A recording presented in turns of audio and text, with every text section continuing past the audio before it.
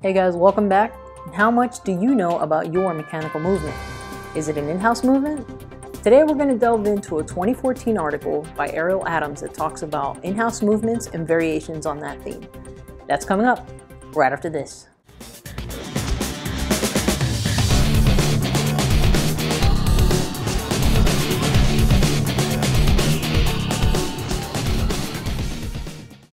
Now for most, if not all of us, we at some point want to own a watch that has an in-house movement. That's something that represents the horological know-how and capability of any particular brand. The problem is when there's an insinuation, whether intentional or not, that a caliber is in-house, as it carries a huge weight from a marketing angle. And it helps justify an incredibly high price tag, or helps to emphasize the fact that you're getting huge bang per buck when it has moderate pricing. So we're going to take a look at some of the 7 categories that Ariel Adams suggests in labeling in-house movements as more specific and less misleading, and then we're going to take a look at a couple of brands that are doing just that, and maybe some that aren't. The first category is 100% in-house made and designed. This is pretty self-explanatory and means that a movement is 100% made in-house and 100% designed in-house by that company. Now, the second category is in-house designed movement. It means the movement is designed by the watch company but may have been produced elsewhere. The third category is in-house made movement, which would mean most of the movement's production was done in-house, relying on outside suppliers for certain specialized parts. This means things like screws and hairsprings. There's nothing wrong with that, and in fact, several high-end companies end up doing just that. Examples in some instances are even Patek Philippe and Rolex. Next category is movement partially made with in-house parts. This would mean that the movement is partially made with in-house parts, a movement made mostly using in-house made parts with anywhere from a few to a lot of in-house made parts. But there are necessary whole parts or systems that come from an outside supplier.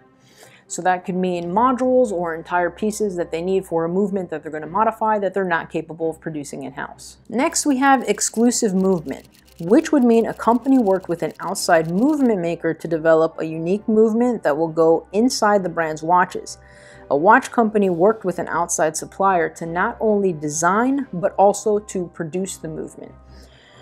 There's a little bit of gray area here when you think of companies like Omega, where they're part of a huge conglomerate like the Swatch Group, but it's not technically going outside the group, but there are movements that are made by ETA specifically and exclusively for that brand. Next category is customized movement, which would mean the movement was purchased from an outside supplier and modified with either and or custom decoration, custom parts such as an automatic rotor, and or even some minor technical modifications. There are a majority of movements that would comfortably fall in this category. Last up, we have base movement, which would be essentially an unmodified movement purchased from an outside supplier in complete movements or kits. Now, these 7 categories that he breaks down highlights the layers of interpretations of what could essentially mean in-house. And there are a lot of differences. The problem is that most companies or the watch industry don't adhere to the specifics. So being able to call something in-house, whether you've designed it yourself or produced it yourself, essentially means a premium price tag in most cases and not a lot of transparency to us as the consumer. Now that we've gone through these, a lot of specific definitions or transparency won't matter to several consumers. But for those of us that want to gauge the kind of value that we're getting, you have to consider what's going on behind the dial. That means when you look at the technical specifications, getting all the information that you're going to need to decide whether or not it's worth your money without having to do additional research on your part. In other words, you should be able to find everything that you're looking for on that company's website. So let's look at some examples of some brands that do a pretty good job and some that leave a lot to be desired. First up here, we're looking at Alpina watches. The brand does something I wish every brand would, and that's list the specific information for all of their calibers, which makes it much easier for us as the consumer to gauge the value that we're getting for our money. For the most part, they list the base movements that are used and list any mechanical or cosmetic changes made, which would help you determine, for the most part, where in the previous definitions any given movement would fall for any specific model that you're looking at. I will say that one notable exception where that information is missing is on the caliber AL525, which is one of their most commonly used movements and is essentially a base Swiss ETA 2824 or Sellita 200 depending on the production year. Next, we're looking at Christopher Ward and the page on their website that provides some information on their in-house caliber SH21.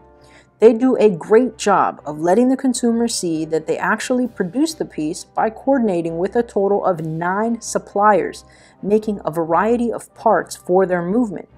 An example of an in-house design with external production and total transparency.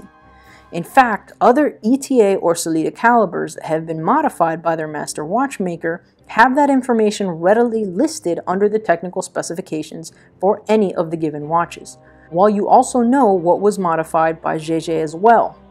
I think this is part of what builds a trusting relationship between Christopher Ward and their consumers. Now here's the beautiful new Longines heritage piece, which I personally think is gorgeous. However, under technical specifications, it has the movement listed as caliber L788. And this is part of what drives me a little bit crazy. Is it in-house? Is it modified? What is it? And why do I have to research it? With a little research, you'll find that it's the ETA A08.L11. Yes, Longines falls under the Swatch Group, and this is likely a proprietary or exclusive movement made only for Longines. My point here is that I'd like that listed. Instead of having to dig it up myself, it's all about transparency versus what's insinuated by the current listing. If any of you are still awake or hung in there for the entire video, I would like to say that I have zero issue with ETA movements, ETA based or modified movements, because they are tested and incredibly reliable, which is the exact reason why I bought my Toyota Corolla. Having said that, when I look at a movement or look at a piece, I want to know exactly what's been done to it. If it was modified, what modifications were done, what base caliber is being used. I don't want to have to dig all that stuff up myself. For those of you that are interested, there is a link to Ariel Adams' original article in the video description. And I would really love to hear what you guys think about this topic. If you enjoyed this video or found it useful, don't forget to give it a thumbs up. And as usual, if this is your first time here, don't forget to subscribe for more videos like this. That's it for this one. CG out.